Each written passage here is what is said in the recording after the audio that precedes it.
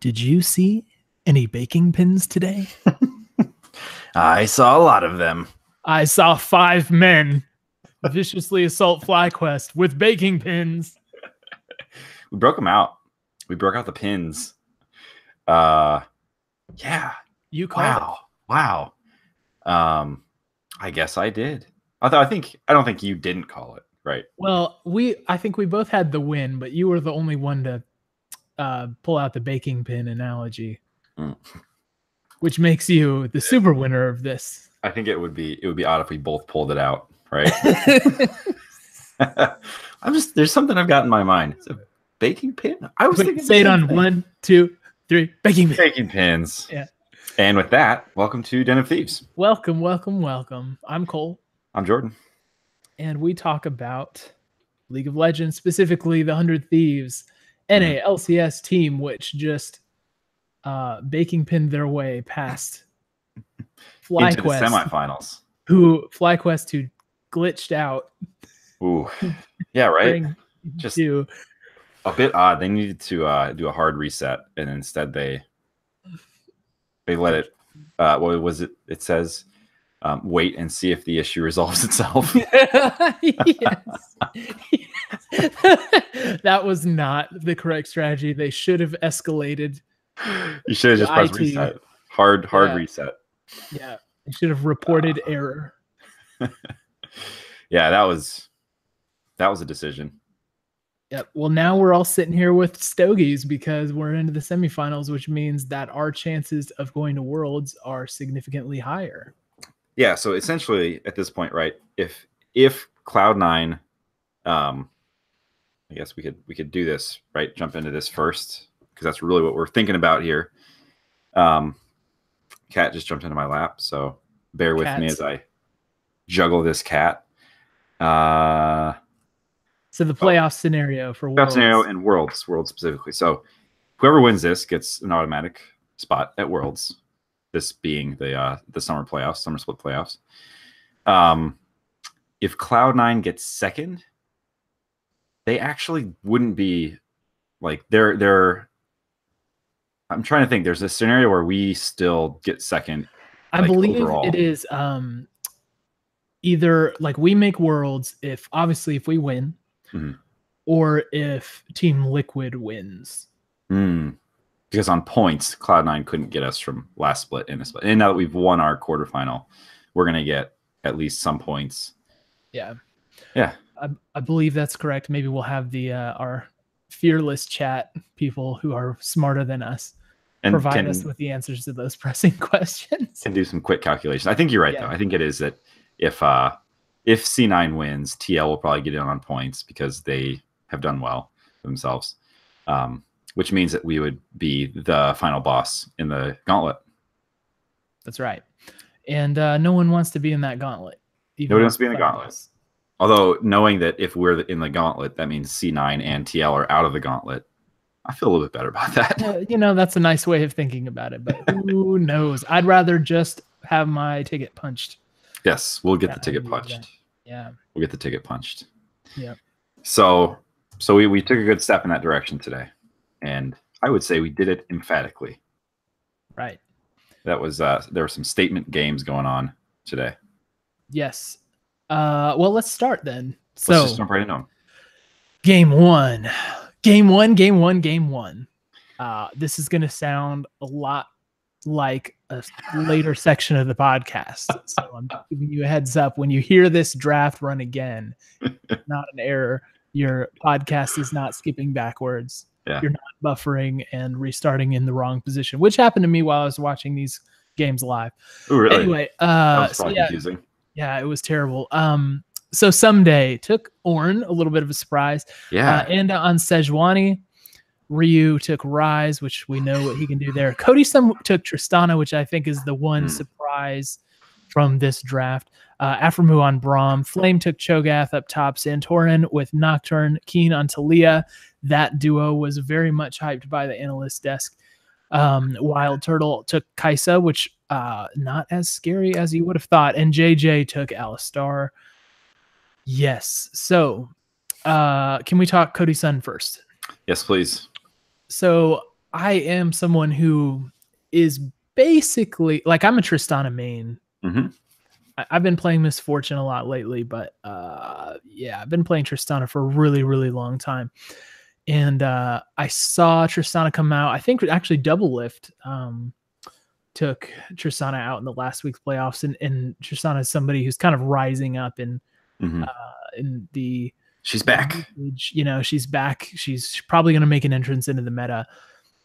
Can we just say now we know why? Yeah. Dude, Tristana is so fun to watch too. Like what a good champion to have in the meta. And what a good champion to have when you've got the engage that they have with Nocturne and Talia. Yeah.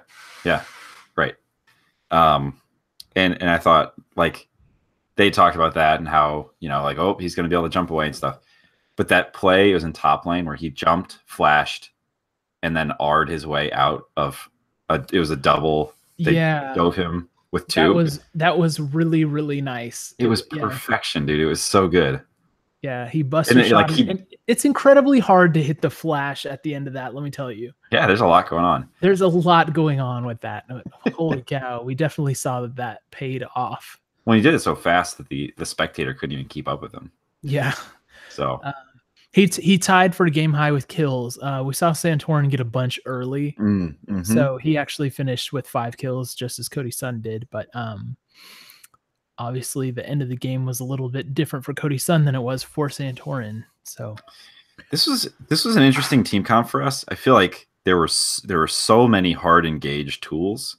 Like Ornn is not a champion we usually see. At one point probably didn't he troll and say that he was only going to put Someday on Ornn? Oh, I don't know. I think he did. It was maybe in an interview with Avali, and she was just asking about Someday and how he's going off, and you know, this is like around the time that everybody's saying he's going to be the MVP for sure. And probably said, yeah, I'm going to stop that. I'm going to make him play only Ornn. And so we played, I think that's who it was. I could be wrong. But I'm pretty sure it's Ornn. But he was good on Ornn, man. He was good on Ornn. And so having this hard engage that we had, I felt like it was like we just got rid of split push, that notion altogether, and we're like, team fight. And we have 6 different tools to start that with. It was pretty powerful. Yeah. I was a little surprised though to not see the Aatrox pick come through because they let Aatrox through on the first 3 bans. Actually, they didn't ban him at all. I don't think once this entire series, right? Yeah, I felt sure that we would see Someday get on Aatrox and hard carry. He must have got nerfed. I think he did. I wouldn't be surprised based on the fact that new reworks always tend to be a little more powerful, and then they dial it back over the course of 2 to 4 patches or whatever. So that that's possible, but man, that thing came through. I don't know. I think there's a lot that can be done there, but clearly we were still in good hands. And Someday actually, when he goes on Ornn, you're not going to see the kills that we're used to seeing from Someday when he gets into carry mode, but we get that big, dramatic, beautiful ulti. Yep. And it played that horn to the tune of 7 assists in this game. So clearly it was working. Yeah, it was good. And then the next game it was even better. But there are a couple other plays that worth calling out. They did pull off their dream engage one time, FlyQuest, on Ryu, the wombo combo. He just floated and bounced around in the air for like 5 seconds. I'm not sure he touched the ground after. I think he died before he. Yeah, I think he did. But other than that, I mean, the Nocturne got pretty lucky in. I mean, not all luck, right? There's who's in the right place at the right time, but clearly in the next game, you look at it, he finished 0-1-5. So it was unusual that he had 3 kills by, well, I don't know what it was, 12 minutes. Yeah, well, I think the whole reason this game started off a little bit closer was really we just had a couple of strange plays. Most notably when we sent 4 to dive bot turret. Yeah. That thing just went so wrong. It was crazy. Maybe we were caught off guard by the speed that Talia and Nocturne can join the fight. But it was just weird all around. Like they were spotted, but Ryu still used the Rise ult to like go all the way towards the edge of the lane for some reason, and it didn't work out at all. And whiffed his glacial prison. Yeah, he did. And so it's just like one of those things where you send 4, it's gotta pay off. Oh yeah, you have to pay off. But that is not at all what we saw. And Nocturne walks away with a triple kill. Yeah, and we a triple kill. Or bot. Yeah, like, holy it was. Cow. And so I mean, like credit to FlyQuest, they played that super well. They had the wall up. They, I think maybe that. I think the Kaisa disengaged somehow, got far enough away. So the only target we had was the Alistar, who had popped his ult. And so we were just pouring damage into him, doing basically nothing. And then like by the time the Nocturne showed up, we were all spent. And that was basically the end of that fight. And then the turret was there to help them out, of course, too. So now, how did you feel seeing Anda take Sejuani? It's interesting, right? Like, it's a more tanky jungler. It's a tanky jungler, which we have made appeals for. Yeah, and it's not a carry. It's not a carry. But I think it's like I think it's a really good fit for him. Having watched these games, I mean, he played Sejuani again in game 3, so clearly they felt it was working well too. He had some really good engages, and I'm kind of just talking more in general, like his play on Sejuani. Like that ult is a tool that fits really well into our arsenal, right? Because we're able to get that pick that we use to just blow team fights open. Yeah, and credit to him, I feel like he landed a high percentage of them, and with the full stun, like not just the slow. That's not the easiest thing to do, but I felt like he landed a very high percentage, and I was pleased with that. But I would say a lot of this first game kind of felt like luck was on our side after the first initial thing. Like one of the things, again, we brought this up with Drakes, right? I'm sure you noticed what happened with Drakes in this. Yep. They were just basically getting them at will. Yeah. But the RNG on the Drakes made it so that they were like double cloud. Which it's basically like the least impactful combination of I heard somebody, it was one of the casters in the game not too long ago, saying that he actually feels that's the best. Like double cloud is the best. Better than like double infernal, because that's the argument later game. Like that's the argument he was making. I think it is. I don't agree. It's fun to have speed, but I feel like it plays into macro really well, right? If your rotations are that much faster and you can get places before other people. Well, honestly, that just plays into what I'm saying, because if they like get a little bit of an advantage in macro over what they typically are, guess what? We're still way better than them at macro. Oh yeah, no, I think for other teams, right? Like having extra speed bridges the gap between our macro and yours, but it doesn't do you enough. Like you're gonna need more than 3 cloud tricks. And so if they had infernals or something in this game, it could have gone a lot differently. Well, was that the second match where the infernals started popping up? I can't remember if it was second or third. I think it was second, and I think we really made sure we got that pickup on the second infernal. We did not want them to have 2 infernals stacked up. So I think you're right. That's a comp that infernals play well too. Yeah. Nocturne and yeah.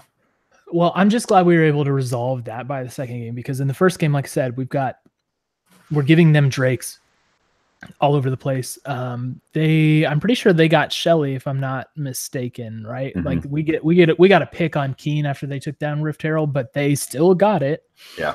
I felt like the neutrals we were focused on were turrets, which ended up serving us well. But we've got to make sure we keep track of all the neutrals, not just the turrets. When they got their Nocturne kills and they got top turret down quickly, we shifted over to bot, made sure we got that down. Like I said, the pick on Keen when he took Rift Herald, we were finding ways to make small little impacts to keep us in the game still. Yeah, we're making it pay. Ended up like being important because all those little small things added up and let us hang around long enough, even when things weren't amazing. Because like mid game, some days down 30 CS. They land a couple of combos like you mentioned on Ryu. We dropped our tier 2 mid turret pretty early. Yeah. So it really just turned around on Baron, I guess. Which we've talked ad nauseum about how much priority we put on Baron. Yeah. They actually got it in this case, and it actually ended up being the thing that like turned the game for us. Yep, which is what makes us so hard to beat, dude. Like, even when you get the Baron, we just position ourselves well. It's one of the things I really like about this team is I think they play the full objective, right? Like there's an engage, there's a fight, and then there's a disengage. And we are liable to win that encounter at any one of those points. That's why it's so dangerous. You have to be on, like, to get a clean Baron on us, you either have to be beating us so badly other places that we can't contest it, or you have to be on during each one of those phases so that you don't just get like burnt super bad. And we saw that here. They got the Baron, and then we got 2 kills. And this is where Cody Stun was looking really good because he had his attack speed way up on Tristana, and he was pursuing very confidently, which is not easy to do when you're like a little squishy ADC. Right. So he had lots of attack speed, lots of damage, pursued them with a purpose. So we end up trading Baron for their top, their jungler, mid turret tier 2 and 3, and inhib. I would say that's a trade we would make. Yeah, you know what I mean? That's a trade we'll be okay with. Yeah. Yes, it was crazy. I like that's where the game turned. That's where we won it. I was if we just went back and licked our wounds after they took Baron, that's game over. Yeah, and that's what must be so hard to play against us, is even when it feels like you've done a good job and done a good thing, it's like suddenly we're breathing down the neck of your inhib and it's gone, right? Like before you can even really reset. So, and now you waste your Baron taking down supers. Right. Yeah, trying to clean up your base. Yeah. The other thing I noted in this game was I do think JJ was a bit of a liability on Alistair. I can't remember exactly what he ended at his stat line, but it was pretty bad. It was 0-6-3, and I'm not sure it was because we kind of focused on taking him out. He was definitely in a bad position a few times, like too advanced in lane. And honestly, when Afro has played Alistair, there have been times when I feel like he has been in that. He has no disengage. The champion just doesn't have disengage. So if your team is not there to like disengage for you, you're gonna find yourself here. I think that I think it was even more pronounced with him. And the last fight, I believe, was where again he got caught out, and then they lost 3 people, and that was the game. That's true. He did get caught out there. Yeah. Well, and maybe that's a product of a purposeful draft from us because we did not allow him to have the Tahm Kench, and we saw him going off on Tahm Kench in previous weeks. So it was good to make sure he doesn't have that Abyssal Voyage tool to really take over everything. He hurt us with it bad. He did. Yeah. So when you look at the game, it was like, as a whole, I felt we were a little bit anemic in general. So yeah, especially early on, we just didn't seem like we were quite ourselves. There was a little bit of luck for them. We got a little bit of luck. Our bot lane played well. Yeah. No matter how you look at it. And we only made the one really big mistake, which was that 4-man dive. Yeah. So I felt actually pretty good after that win because I felt like it was game 1. We're going to be able to clean up those mistakes. And we got the win, which is always nice. And I felt confident seeing that gold difference graph at the end just completely flip. It's like, okay, we've talked about this again. This is who we are. Right. We just find a way to stall out and exploit towards the end, which put us in a good position for game 2. Yeah, I think the way we're kind of like a counter puncher, right? Like visions of Muhammad Ali, just like on the ropes, right? You're punching yourself out. You just can't knock us out. I think this is the one where we took a couple shots, right? And early on, that Nocturne got strong. He could have ran away with it. He could have become just a complete problem. But I think we shored up our style well. We made sure that we weren't giving him picks. And yeah, we flipped it on him. So agreed. So and Ryu was really good on Rise. He's really, really good.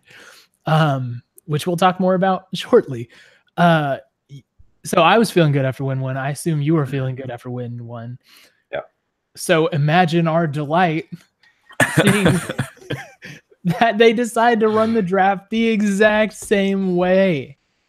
Just goofy, I think there was maybe like we banned one different person on our side, but they had the same bans. Yeah, it was Azir. We swapped out Nar for Azir. Yeah, there you go. But same picks on both sides. And that interview, which should be a meme by now, with it was like their like strategy guy or something for FlyQuest. Afterwards, he was like, "No, we know what we did. We felt confident doing this again." And well, okay.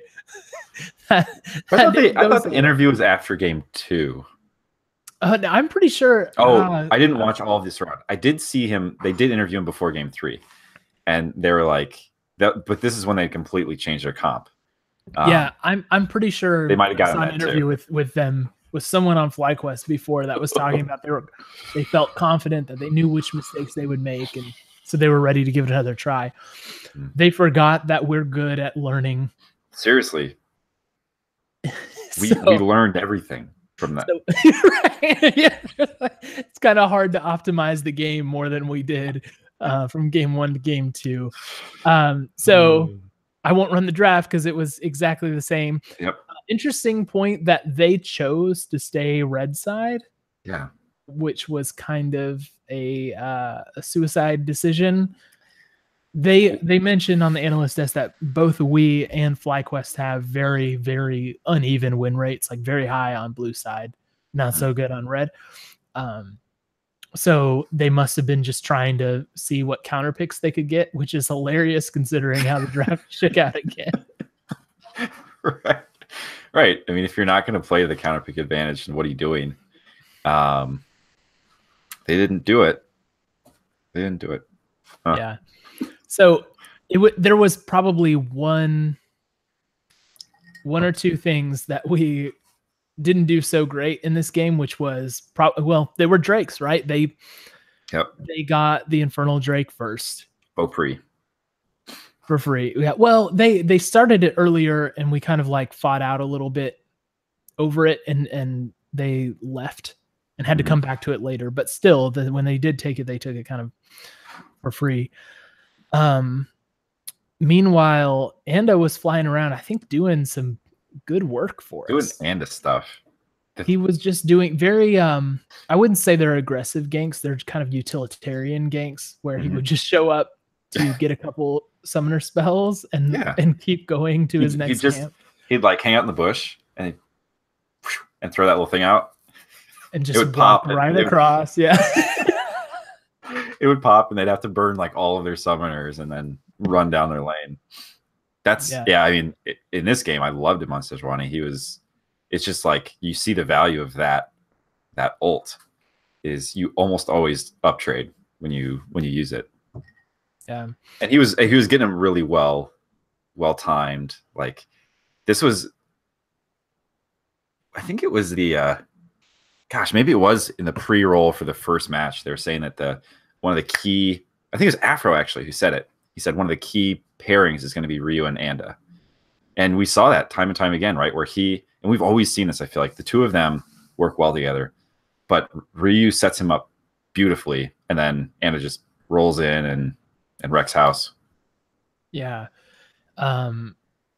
So pleasing to see that in the playoffs from this guy who came from Academy, right? Mm-hmm. From this guy who we traded in the middle of the season for. Yeah. Yeah. Like he showed up, dude. Yeah. Man, that was great. Shout out to Aframu for getting first blood.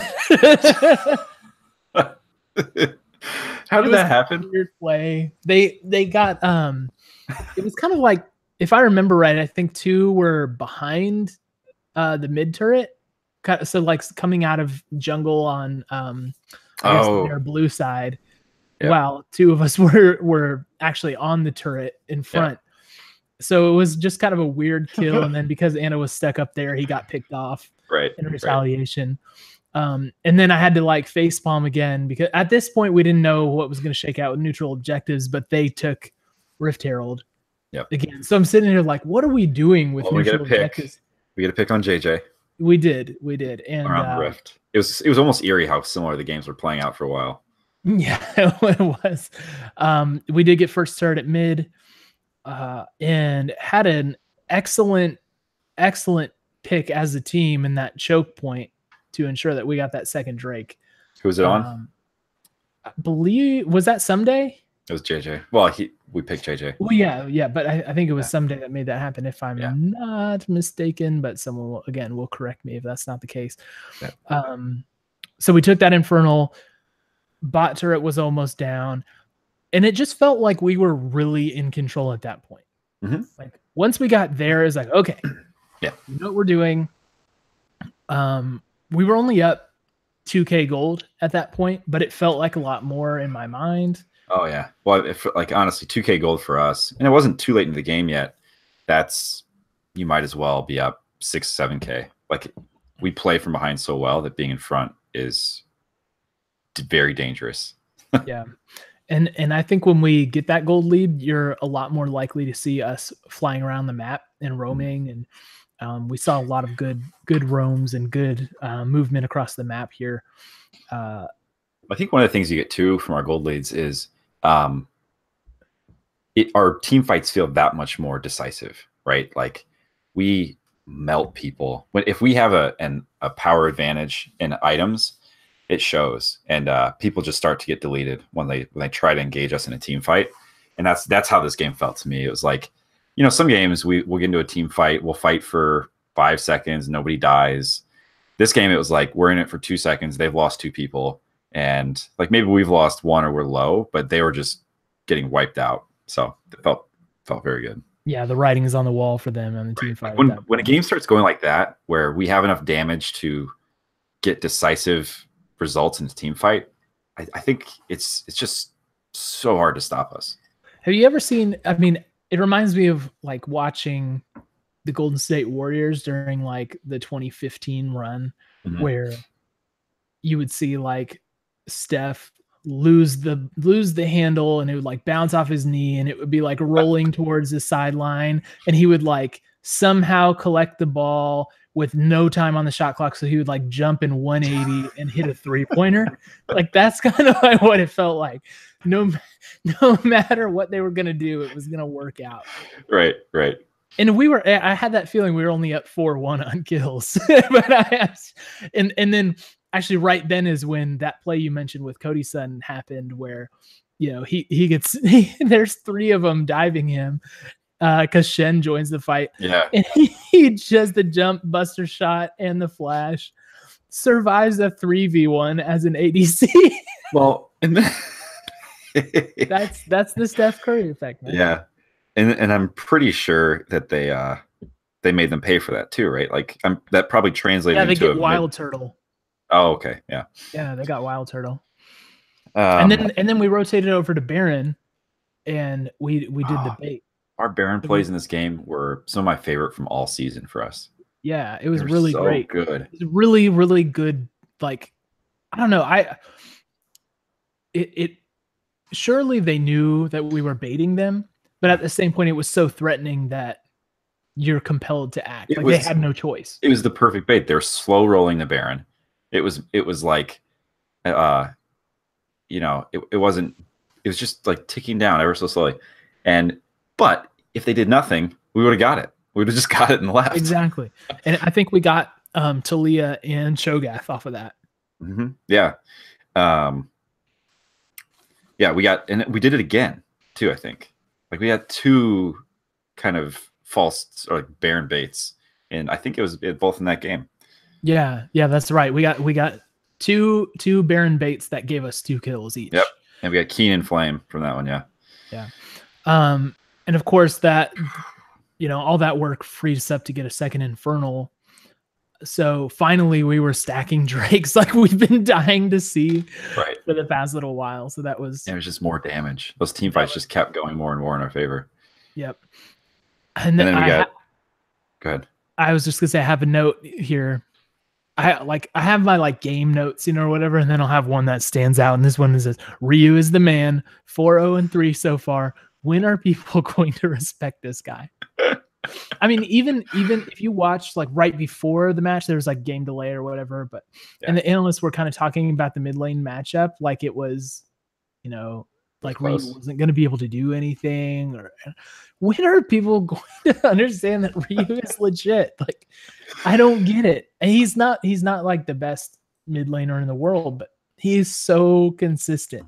But if you sleep on him, if you sleep on him and give him Rise, it's game over time. He ended 8-0-8. Yes, he did, because that's what he does. And Cody lost his perfect game to taking the Nexus. So he didn't get a perfect game, but it was so that we could win. So poor guy. We give him the perfect game on that one. Yes, anyway. 2-1-7. 8-0-8, yeah. And then, so at this point, we're sitting in game 2, and we've definitely... we're in position to win this, right? Where was Wild Turtle? Like, where on the map, or where in the building? Where was he in the game? Like, he did not matter. he got neutralized. That was the biggest surprise, I think, of the whole series to me, is that it felt like Wild Turtle didn't matter at all, and that dude is good. And he used Cody-san as a punching bag in our tiebreaker game. Yeah, especially then. Like, really, like... And he's got Kaisa for these 2 games. Yeah. He's got, like, the best ADC in the meta, pretty much, right? I mean, that's a good question. He was 0-3-2 15 minutes into the game. I think a big part of it was, I think the Tristana Braum combo was so good. And in the next game, they banned Braum in the first round. So they broke it up. So I think it's a big part of it was just that combo in the bot lane was really, really good. Yeah. I'm proud of us for not stalling out, because there was a time we were approaching 30 minutes and it felt like we weren't doing much. And that feeling was kind of fleeting. They found a way to get in the game. They contested their Baron take, turned it into our own bait. That's when we got that second set of kills. They leashed it for us. Yeah, they leashed it. Ryu adds a Mountain Drake. We pushed in the waves, and that's... Actually, you know what? We should mention one more play, because during the Baron push, as we take bot inhib, we take mid inhib, and then we're going to realm warp over to top. And somehow Someday misses the realm warp. I don't know if he got knocked by Alistar or something, but he missed the party portal, and got stuck behind. And so it was like, oh my goodness, this is going to be the thing. Right. This is going to be where it turns. And it somehow led to a team fight where we take 5 for 2. Yeah, we got an ace. off of him being totally alone. Which is actually 5 and 2. It's so perfect. This is the perfect thing, right? So it's a situation where it's like, oh crap, we've gone and done it now, and this is about to get flipped back upside down again. But we ended up just beating them off that play. So keep that in your mind, because it happens again in the next game. Right. And that's the thing with FlyQuest, I guess. I'm haunted by the base race game. So I'm almost expecting this to happen. Right. I'm almost like any time now, I'm looking at the clock. It's like, oh, it's 34 minutes. Here it comes. For that play to happen, right? And they get a pick on Someday because he misses the party bus. Yeah. And then you hear Kobe being like, they're all in the base. They're going for the Nexus. And you're just like, no. It's the stuff of nightmares. But it didn't happen. Instead, we aced them. Instead, we aced them. It only gave up 2. That was the craziest thing to me. Our health was pretty low. So, if I remember right, I think our health bars we probably had a few hundred HP on, I think, 2 people. But we survived. We made it work. But we won. I mean, that's... Ryu for sure almost died during that. But, I mean, that's when you team fight intelligently and well. Yeah. You're going to earn a win like that. Afro finished the game 1-1-12. His one kill was first blood. Yeah, he got first blood. That's a very Afro stat line. It is. He was so good on Braum, man. It's like, yeah, I assisted on, 3/4 of the kills or whatever. That's kind of an Afro. His KP is out of control. Yeah. Everybody looked good on this. Someday 3-1-7, Anda 3-2-9, Anda, excuse me. Ryu 8-0-8, Cody Sun 2-1-7, and as you mentioned, Afro. So everyone played very great on this, and I didn't see anyone as a weakness. For the first 2 games, no one looked weak at all. No. Yeah, absolutely not. And kind of what you started talking about, like this team comp here, this is fun to watch, man. Like the Triss Braum plays were awesome. Rise, so dangerous, so much damage, giving us, even a little bit of mobility for the whole team is a cool thing when we have the team fighting comp we do. Ornn, I was surprised to enjoy some days Ornn play as much as I did, but just having that extra engage was huge for us. And then most dramatic thing in League of Legends is when the Ornn ulti comes out. I even think it's better than the Jhin ulti. Do you really? The Jhin ulti is awesome, but like to hear the horn, like, oh, it's about to go down. I didn't know. That's so good. Yeah, it is. You're right. It is very good, and the fact that it comes and then goes is awesome. Yes, you got 2 shots at it basically, assuming you do the ulti right and you're not going.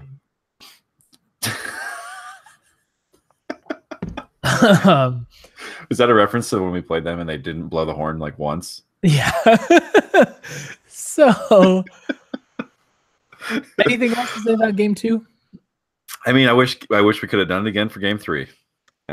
Sign me up for that. Oh, and you mentioned JJ being a liability. So 06-3 is the final tally for him. So the stats back you up. Stats aren't everything, as we know, but man, that backs you up. Yeah, which this is his first time in the postseason for the NALCS. He's been there for other stuff, but that's rough. You hate to see that for a rookie. So yeah. Well, I was just happy to see that they had used 3 jungler bans against our weakest player. In the first 2 games. So I like setting up for this 3rd game. You figure they're going to do something to get back in. Like they're not going to run it back, obviously. No, that went. Although there was honestly a moment where I was waiting with bated breath to see if they would go for what that first pick would be. Yes. Which I think, what did that come in as, Rise or was it Shen? The first pick? Yeah. Rise. Yep. I think it was Rise. Yeah. So they stole Rise away from Ryu because they didn't want any 8-0-8 action. Yep. From him. But in doing so, they gave us Zyra Khan. Yes, they did, which is probably a very foreseeable mistake. Not what you want to have. So yeah, let me run the draft. So Someday took Cho'Gath. Anda took Sejuani for the 3rd time of the day. Hallelujah. Ryu on Cassiopeia. Or Cassiopeia, depending on what part of the country you come from. Cody Sun took Xayah. Abramu on Rakan, as you mentioned. Flame on the other side took Camille, which everybody was like, okay, this is going to be a good counter. Yeah. All right, we got that split pushing beast. Santorin on Trundle. Keen stole the Rise, as we talked about, from Ryu. Wild Turtle on Ezreal, who did actually pretty well in this game, but didn't end up mattering. JJ on Shen. Thoughts? Can I just say, like, can we stop giving people kills when we're backing. Can we just stop that practice? No. It does always drive me crazy because I mean, I know time is very valuable, right? So that's why you're trying to recall as soon as you can, but it feels like half the time you're just praying that they don't like drop like a blue ward in the bush or something, or like, you know, just face check something. Like we in the last 4 games, I think Anda got one. Yep, he got one. Ryu got one. Cody got one in our tiebreaker. I am very glad you're keeping track of this stat. This should be an actual stat that should be tracked. Seriously, greedy recalls, man. Like, just there's one, I swear, that this guy was standing next to a bush, but not in a bush. I don't know if that was us, but I saw it and I was just like, what are you doing? You're so close. Take a half step or fall forward. Right. And you'll be in the bush. Just lean. Oh my gosh. It was interesting. They took away 2 of Ryu's champs because they took Rise from him and they banned out Zoe. Yeah. Which we've, you know, if I'm not mistaken, we've pretty much exclusively seen him bounce between those 2 champions in the last second half of the split, minus like a LeBlanc game. Yeah. Yeah, which he played against Akali, or either way. I forget, but it was a good counter. Yeah. Either way, so you see him on Casio for the first time this split, and he looks just fine. Yeah, that is not a weak champion for him. No, it is not. They're still searching for the weak champion for Ryu, I think. I mean, so yeah, coming into this, we had Cody 6 for 6 on Xayah for the split. Santorin 5 for 6 on Trundle. 2 power picks. And I was actually surprised to see that FlyQuest had banned Trundle in both of the last games. Right? Like, it seems weird. But yeah, well, Trundle is a really tough team fighter. Yeah. And he's pretty tanky, so you know. And is okay at Trundle, by the way. He's pretty good. Yeah. Yeah. But they clearly tried to target Ryu in my mind because, you know, with the 2 champions that they took from him, plus we saw them try and gank him 2 times really quick. Yeah. Game. And he was able to dodge both of those, one of which with help from the unsung strolled in on his oar. Yeah. Wrote it right in there. I swear he didn't do anything either. He just kind of showed up. He's like, "Oh, what's up?" I think he made a body block maybe on one skill shot. All right, later. Yep. See you guys. But they really got way better lane pressure during this game. Yes. And it was a little scary. It definitely was. Not gonna lie, there was pressure at every point. Someday was going down to ganks. They felt like they were shoving everything in mid. Bot turned it around definitely against us this time. But the thing is, like I said, they were trying to prevent Someday from doing anything. Yep. The thing is, when you've got one player who draws the attention of 2 players, that means you've got, you're a man down somewhere else on the map.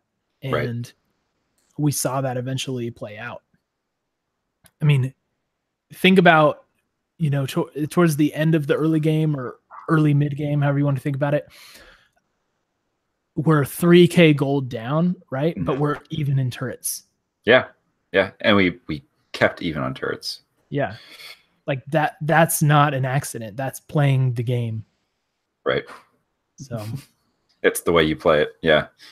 Yeah. I mean, so to continue my analogy, like this one, we were pretty well like punch drunk, like they had landed a lot of shots on us. At one point I think even through 20 minutes, they had it pretty handily in their favor. And then we tried to do this thing again with the Baron where we bait them in, but we didn't bait them. No, I think that was an actual attempt to take it. Right. It was like, early. It was unpredictable. Yeah. And it was maybe us feeling super comfortable with a 2-0 series lead. Maybe we can try some things, Yeah, so we didn't do what worked last game, and maybe we thought that they would be scared and didn't want to check us because they saw what happened last game. But we got aced off that, which was pretty crazy. And it was 1 to 9 kills at that point. It was bad. It was bad. The 1-3-1 was really hurting us. It was, and our team wasn't built to counter it, so to be expected. Yeah, and so what ended up happening in that Baron take is we actually got it, but like you said, we were aced out. So it kind of, I mean, there is a, maybe some sort of positive spin on it. That means it's off the table for them when they were clearly in a position to take it, right? They're up very strong. So maybe there is some value, just the fact that we prevented them from getting that buff and really getting close to the game. That's a good way to look at it. Like, is our 35 second respawn timer worth getting rid of 3 minutes of Baron buff? I think probably, when you look at what they actually end up doing with our ace, right? Yeah. If I recall right, I think they shoved down mid, right? And they got tier 1 and tier 2. I don't think they took tier 3. Yeah, I think our inhibs stood for a while. My notes are a little bit like spotty at this point because I was actually cooking dinner in the middle of this. But we had one of your infamous greedy recalls from Ryu. When we collapsed on their second Baron, right? So they're trying to take second Baron, and I felt like our collapse was really, really good, and we were there, and we were ready to make the play, but we just didn't make it. Yeah, I don't know how they zoned us off, but we just couldn't get close to the Baron to actually finish it off and steal it. I thought there was a really good opportunity to do that. And this one again, I think they got 2 mountains, right? Yes. So the burn they had on the Baron was insane. It went so fast. I think it was partially just that we went in to try and get it, but they were doing so much damage to it that I don't know, because I felt like it stalled out towards the bottom because they're just ready to turn around and kill us. Yeah. It really looked like we were in position to take it, but it didn't end up going that way for us, and everything was just falling apart at that point.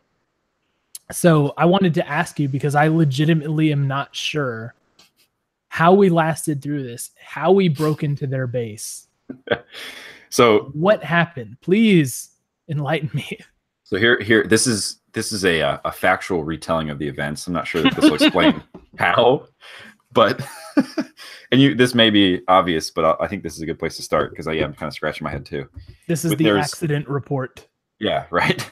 There was like a 70-minute base fight in our base. No, it was I don't know. It must have been at least a few minutes where we just they had the zoomed out camera, right, and we were going from place to place. They had people coming in every lane, like whack-a-mole. Yeah, yeah. Waves. Yep. But we played it perfectly. I mean, as perfectly as you can play it. They kept doing that, but we kept them from knocking down an inhib. I think. I don't know that they killed one of our inhibs. It's like we applied just as much counter pressure to make sure that they didn't actually get what they were going for. And I think that was probably the difference.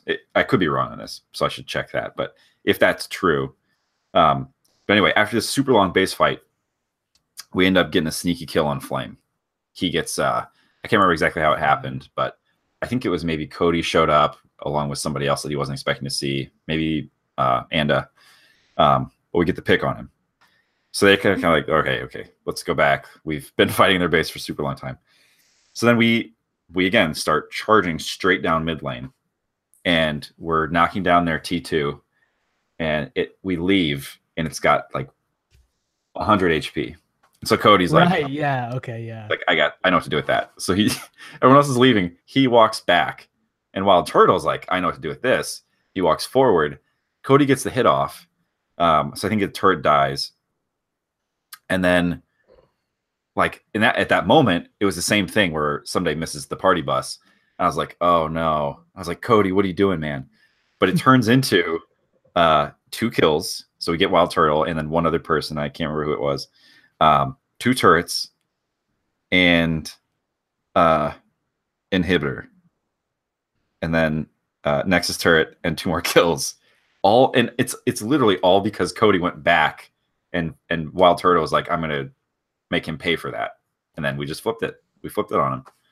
Yeah, so I think that, like, just like you mentioned, comparing it to the missed Realm Warp by Someday in the previous game, just a happy accident. We got the Bob Ross Halo. We had the Bob Ross buff. Our team had the Bob Ross buff, so we had happy accidents that ended up turning the game in our favor. The Bob Ross buff. Oh, it's so good.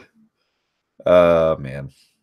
And then we were able to stall out. They were kind of chasing, and we were drawing them away while the minions were in action.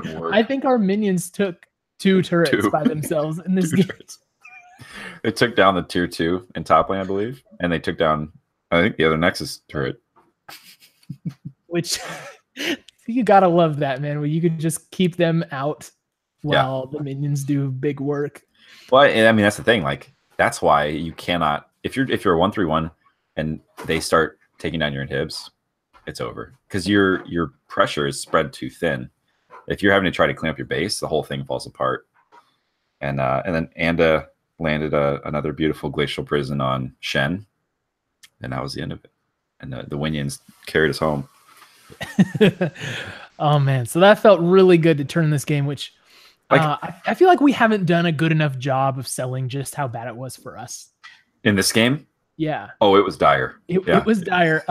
The gold. What was the gold lead? 9,700. I think they said. That's crazy. We should pull up the graph, but I think I heard from the analyst desk that it was like 94 or 9,700, and we turned that around and won. They said it was the largest gold lead that was overcome in a playoff game. What a team! So setting records with the FlyQuest flip. The FlyQuest flip. But so this series was cool, right? We saw game 1 and 2 are kind of like a weird anomaly in that you usually don't get to replay a game that you just won. But it was a glitch in the matrix. We'll take it. Yeah, exactly.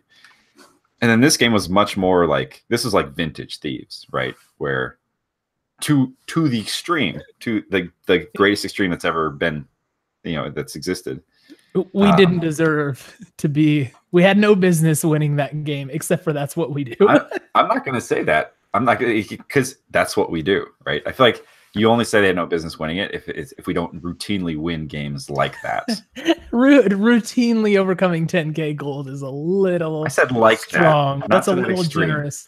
But games where we are, I mean, must I remind you of some days, worldy Jack save when we were even closer to defeat, way closer to defeat than that one.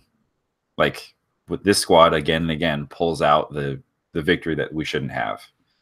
And I think this is just another, but we were, gold lead wise, we were way far down. Objective wise, our base ended the game in not horrible shape, right? Like I think ended condition of base, not horrible. It's not horrible shape. It doesn't sound that great from what you're saying. Do you have the stats up? Because I do want to see. I just want to check my thought assumption. I don't have the stats page for that game up. Right, let me see. I'll look for it while you transition us into the next one. I'll just come back in because I think I have an interesting stat for us. Well, so I'll just say this, because this is the other point I wanted to make about this game was, and I alluded to it earlier, but how nice is it to be able to exercise that demon of the FlyQuest game that happened to us earlier in the year, like base race. Game 3 to sweep them. Yeah, was fantastic. And we just got to throw it back in their face. And let's not forget the nasty underbelly of this, which FlyQuest is the team that has Meteos, right? That's true. That's correct. Meteos is a good dude. Meteos is a great dude. I don't have anything against Meteos at all. But there was a lot of satisfaction on the FlyQuest side, seeing them win that game against us right after that trade, the way that they won it. Yeah. So to snatch away their hope of going to Worlds. They're not going to Worlds. They're not going to the semifinals. Well, but they needed to get through this round to even make it to the regional qualifier. Yeah, they're not going anywhere. So we they're going home. Is where they're going. So it was very very poetic to snatch away their hope in that way. Does that make us the villains? Probably. Okay, here's my final stat for this game. Okay, final stat. Did they have triple Mountain Drake? Oh, that's disgusting. They had triple Mountain Drake for a split pushing team. That's so bad. They destroyed 8 of our turrets. How many inhibitors did they destroy? Does it say? Goose egg. They didn't kill a single inhib. How well did we defend that, dude? And here's the thing. You can kill all the turrets you want. If you don't kill an inhib, it doesn't matter because nothing changes. The game is exactly the same, other than the fact that you have less cover in your base. You don't have a turret. But yeah, I see what you're saying. It's the from a macro perspective. The pressure that those waves put on you when those inhibs go down, it is a game changer. That's the reason why we were able to turn on Baron takes earlier in the series, right? They get Baron, but guess what? We took their inhib, and that's the whole reason that was neutralized. So yeah, you're right. Having that inhib down, having the supers come in, that is not and a so small that thing. whole long fight in our base, they didn't like, they left basically empty-handed, you know. Like the towers are a constellation prize at that point. Yeah. So good game. Good game. Tough game. Good series. So if you had to award a series MVP for our team, who do you think you'd give it to? This is hard, man. Honestly, I would give it to Afro. You could probably make a very strong case with that after hearing comms, I'm guessing. Yeah, that's what I'm thinking. I'm kind of reading into it. I could be wrong. Yeah. I mean, I'm sure that's a very safe assumption because, everything points to him being excellent in comms. I think the whole reason I'm asking this question is it is insanely hard to choose in this because you like run him down position wise. Like someday was someday.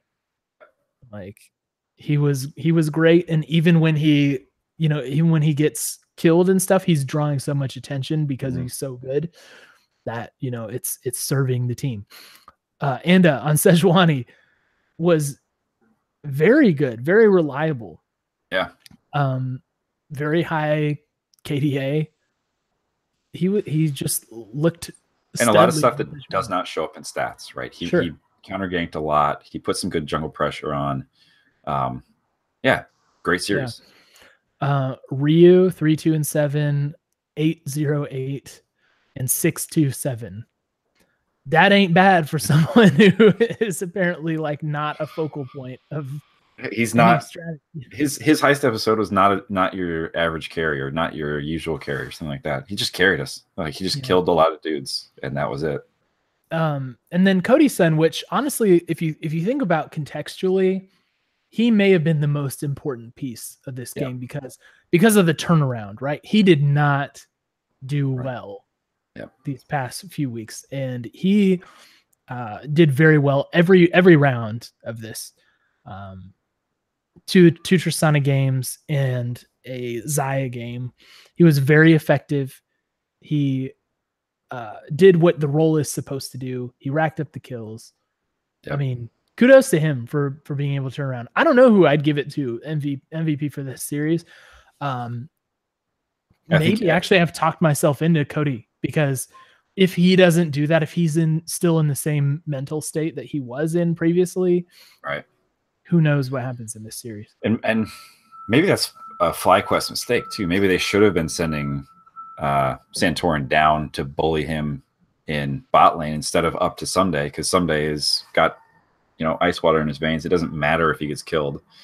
Like Someday died more in this series, and he just died in a long time, and it just didn't seem to matter that much. Yeah, it's because, like I said, he's drawing attention and resources. Right. Right.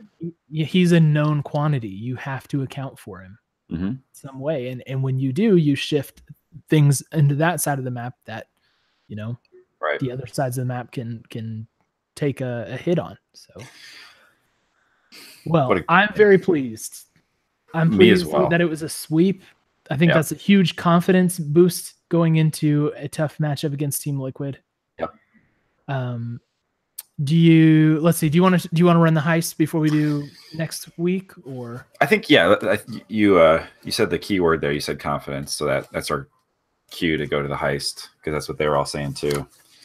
And this heist came out like during the series or maybe right after it, right? Yeah, I think it may have been right after it. But so thanks, Gabe, making us scramble at the last minute and make sure we get all the content. Nope. We love you. We love your work. Holy cow, we love your work. This is a really compelling episode for me. Yeah. It was almost like we were just placed inside the team's head. Like it was the scene that we talked about, the after the game, like where they sit at that picnic table. I don't know where that is, but it must be somewhere on campus there. We need to name that place for sure. Yeah. We'll come up with a club.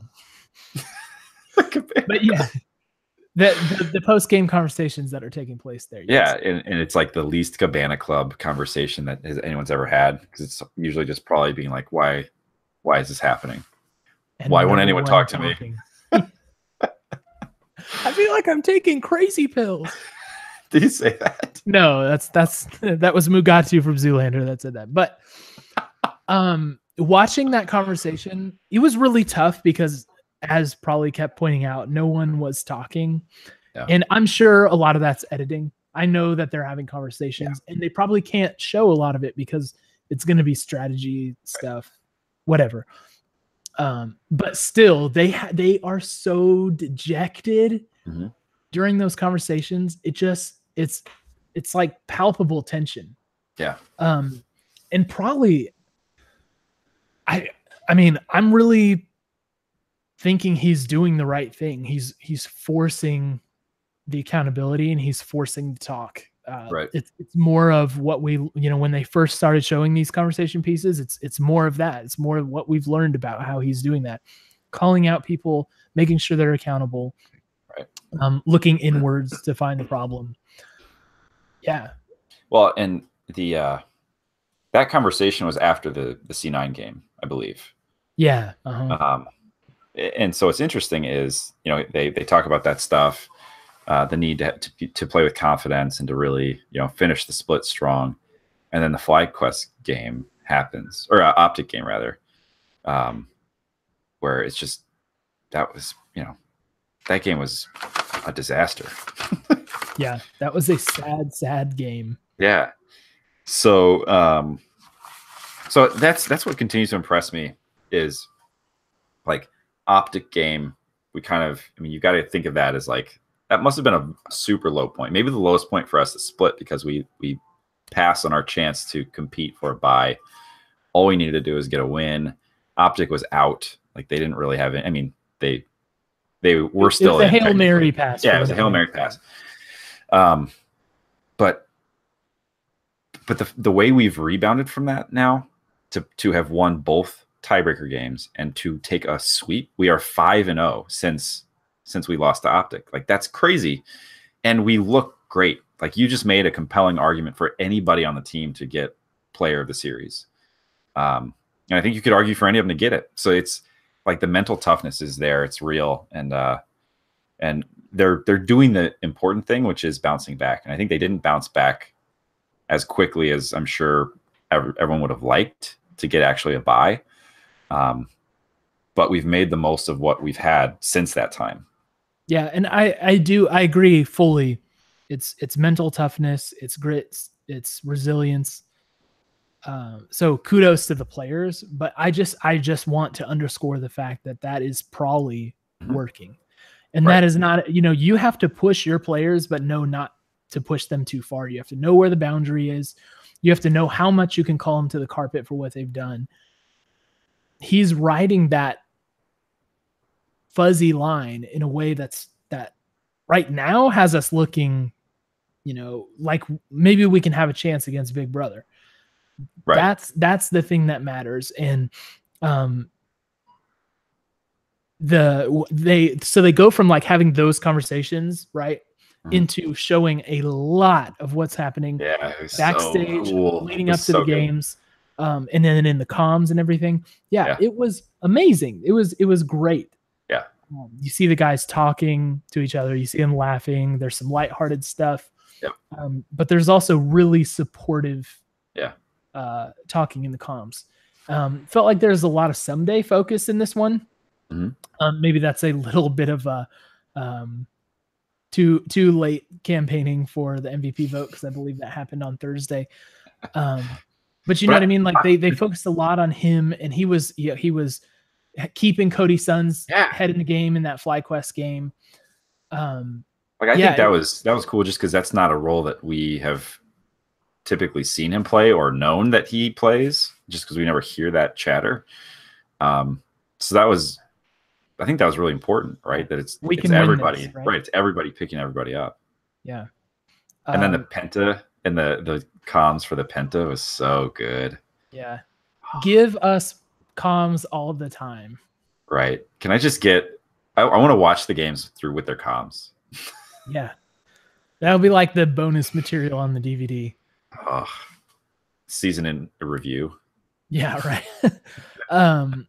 But yeah, so I if we're to believe the narrative that they are perpetuating with this heist, the communication has been more positive and the attitude has been more positive and supportive and engaging with each other.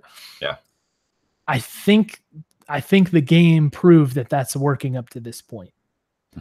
So we need to ride that magic into our matchup against Team Liquid. Yep. Yeah. It's going to be, is that our transition note? Sure. That's our segue. Hey, this segue was brought to you by our sponsor.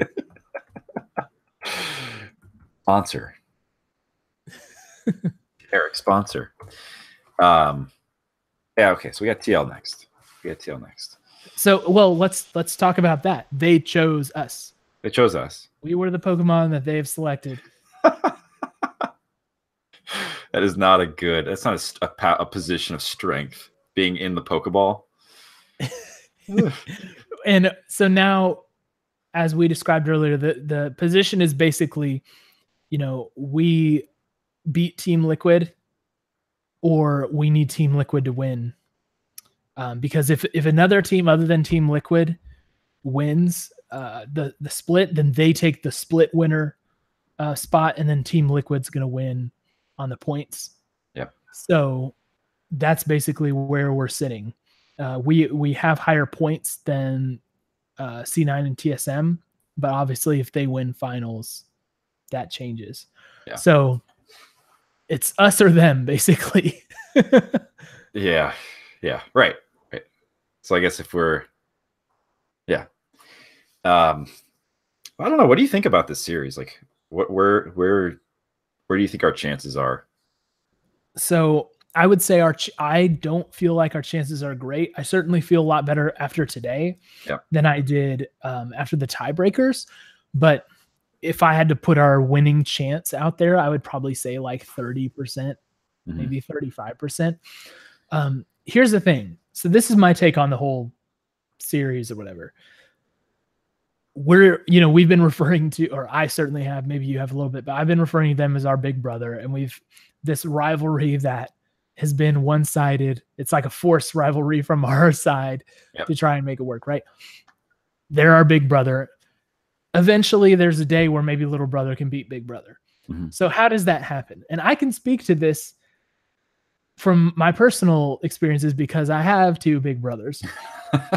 And let me tell you, the way that you beat your big brother in video games or life or whatever is you find something that they are very sensitive about and bring it to the forefront and put a lot of attention on that. Ooh, okay. I like where this is going. Yeah. That's how you do that. So if I want to beat my brother in basketball, I will bring up something dark and shadowy about him that he feels embarrassed about, he feels shameful for.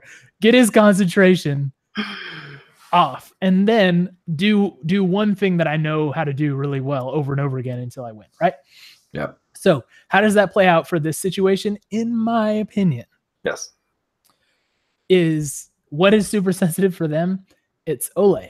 That's what I was gonna say. He has played well recently. Okay, yeah. Yes. Like he's doing fine, but we know he's had a shaky pass with double lift, right? And it was at MSI, right, that he benched himself. Yep. So there's a confidence issue there. We saw double lift take a shot at Ole on his stream. Yeah. I don't know if you heard about that, but basically I think he was just playing solo queue or whatever, and his support like inted or did something really stupid, and then he said Ole, like he took a shot at him, right? So bogus. So what happens if somehow we're able to focus some sort of attention on Ole to shake his confidence, to make him feel like he's playing bad? Yeah. Is that, going to be enough to throw them off and maybe do something? Because if you weaken Ole, you weaken the bot lane, you're weakening double lift, who is, the MVP of this split. Right. So did he get MVP? They're going to announce that at, I think right before finals, but I would be shocked if double lift doesn't get MVP. Right. So there's that. Especially now that we know Someday got first team over Licorice. I can't imagine Licorice would get MVP, but not first team. Right. So congrats Someday and Afro. Yeah, congrats Someday and Afro. Yeah. So yeah, I agree. And that's actually exactly what I was thinking too. And one of the questions I have is, can we disrupt that matchup or the pairing enough in bot lane to actually swing a match, right? Or multiple matches. You basically have to tilt them. Right.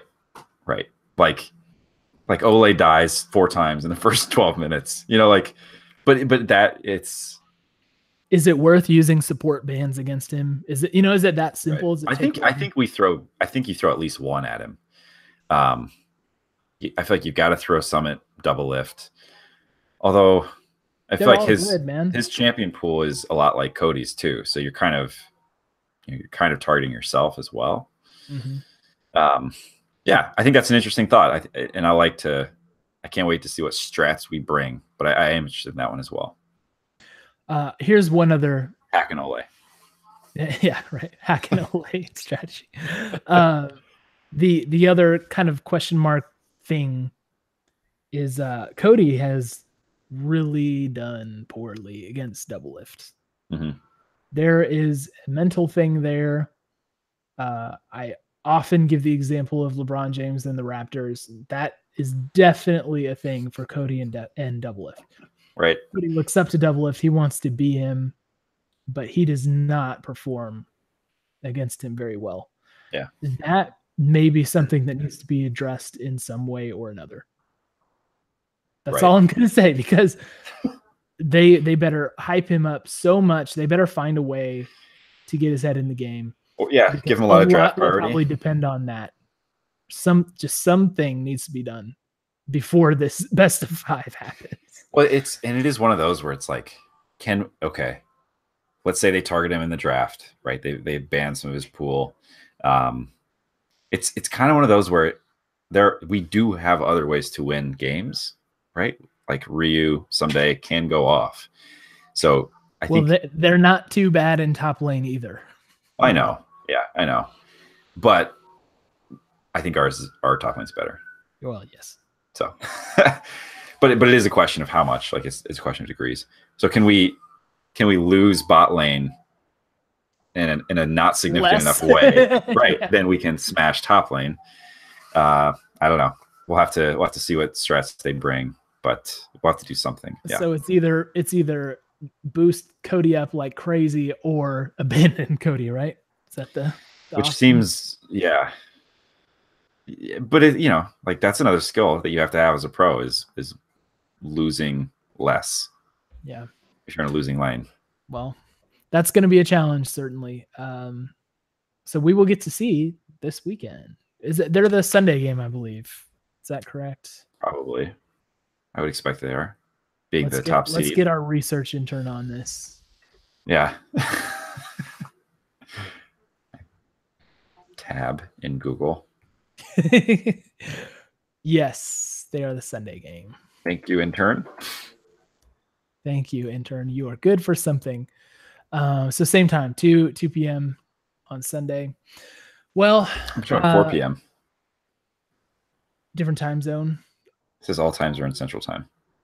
Oh, well, mine's in Pacific. Either way. For some reason. Anyway, we will get to see. I just hope that it's not embarrassing. I think, like I said, I think we have about a 30% chance to win. But the one thing that I absolutely don't want to see happen is we get beat. Like we get swept, basically. Yeah. We cannot get swept. We have to win at least one game. It's pretty much irreversible damage if we get swept by that. Like that's how complexes form. Yeah, exactly. And it's a very deep, dark hole. And it's not like we're getting away from Team Liquid anytime soon. I mean, Liquid's not invincible. They've lost games to Split. They lost in the last weekend to TSM. Not to us. Yeah. And actually pointed out in the chat, also, if the other thing about a bad loss, like getting swept, is then we turn around and play Gauntlet potentially. Right. And you're playing Gauntlet with that. Holy crap, we just got destroyed in our last matchup. So where's the confidence going into the Gauntlet? And yeah, that's a really good point. That's a good point, Jonathan. Thank you. Yeah. Okay. So let's not do that. Let's just not do that. It's kind of one of those where it's like maybe we need to throw a Hail Mary at some point in that series, right? I think it's a drastic step. I don't think anything like, no, we could just play well and play our game. I don't think that's going to be enough. I think we have to do something big. So, do you have any idea on our win chances or / your prediction? I predict we lose 1-3. That was my prediction as well. I'm gonna put our win chance at 95%. We are such like a non-reactive group of opinions, but I think it's going to be 1-3. I hope we avoid the sweep. Well, I hope we win. Yeah, I hope that we win. I would like to see us win that series. I would really like to see us not get swept. I would really be scared of Cloud9 if we get through Team Liquid also. So, there's a lot going on. It is not going to be easy. If there's one thing we can say, it's not an easy road ahead, no matter what it is. And it's going to require a lot of mental toughness from the team. We have pieces that are able to do that. Mm-hmm. Like we have veterans who can believe in themselves and get each other to believe in them enough. Yep. So we just need a couple breaks going our way. Maybe Bob try Ross something drastic. We need the Bob Ross buff to continue to stay with us. Maybe we can pull off a victory. That would be so amazing. It would be so amazing. It would be a huge upset. I think a win over Team Liquid right now would be more amazing than a win of the entire thing. Yeah. Just like that individual win would feel so great. And this is what we've been talking about since week 6, 7, right? That we will probably meet them again in playoffs. Let's make sure that we don't mess it up. If we beat them, I'm doing like the front of the Titanic. Arms out. I really hope that I don't get it spoiled for me. I'm almost positive that I will. Turn off notifications. Gosh. Okay. Anything else? Oh, let's remind everybody our giveaway is still going on. So find the tweet on our Twitter and retweet it. We're still giving away that jersey. We'll announce the winner next week. Yeah, it's pinned. Okay. So we'll do that giveaway. We'll announce the winner next week. So you have a week to enter. Remember, there are other things you can do to enter, like giving us a review on iTunes, subscribing to us on iTunes or YouTube. Basically, just find ways to interact with our different channels, and we will reward you with an entry, and we wish the best to the winner who will be randomly selected. That's right. Well, that's that, isn't it? That is that. That's a podcast. That's a podcast. Let's call it a podcast and start rallying for next week. The big brother battle is upon us. The BBB. Big baller battle. Yeah, that's already taken, isn't it? Yeah, it's already taken. We need to get out of here. We're getting stupid at the end of this podcast. Yeah. All right. Call it there. Love everybody. Love everybody. Thanks for listening. Make sure to subscribe. Tell us how you feel. And we'll catch you next week after we beat Team Liquid. 30% chance. Bye. See ya.